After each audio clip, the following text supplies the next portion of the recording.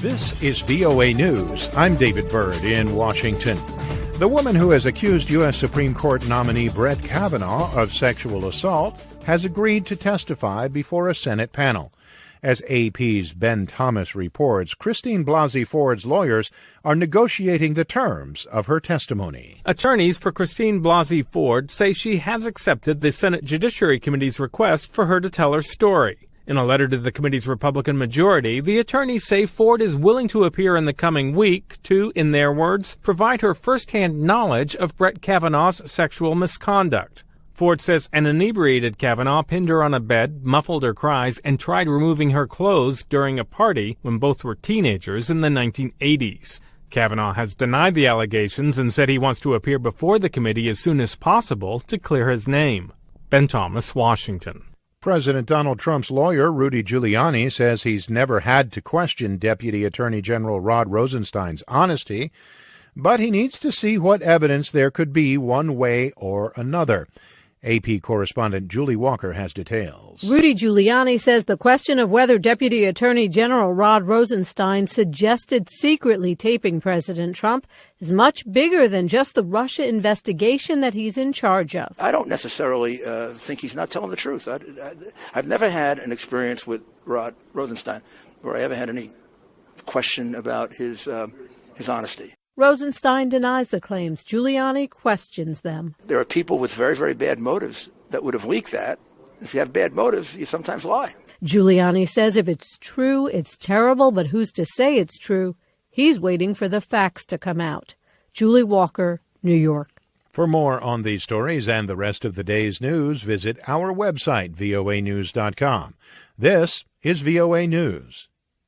Iranian state media say that at least 25 people were killed and more than 60 wounded Saturday in an attack on a military parade in the Arab Ahvaz region of the country. Edward Uranian has details. Heavily armed gunmen rained automatic weapons fire for more than 10 minutes on participants in a military parade in Iran's Arab Ahvaz region Saturday. Most of the victims reportedly belong to Iran's elite Revolutionary Guard.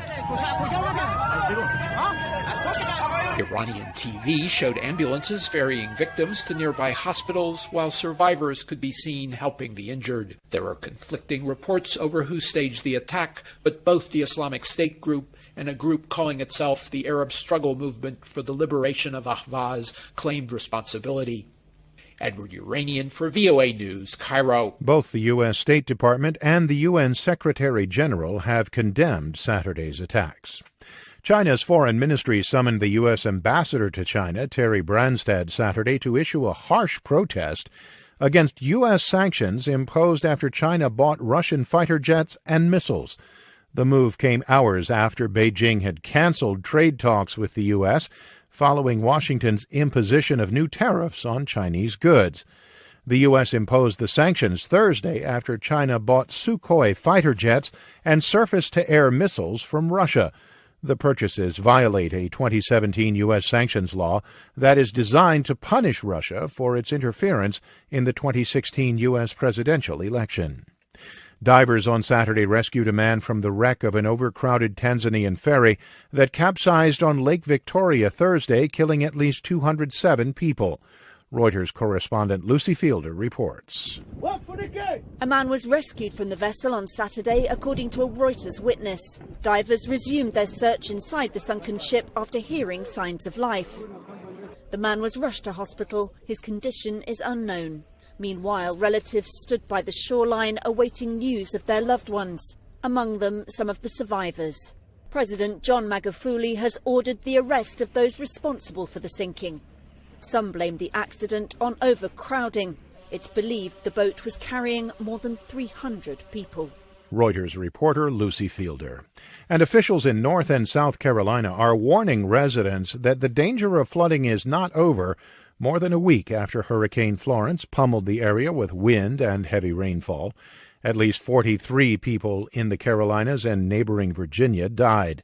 Florence dumped up to 91 centimeters of rain on parts of North Carolina, and officials say they don't know when evacuees will be able to return home.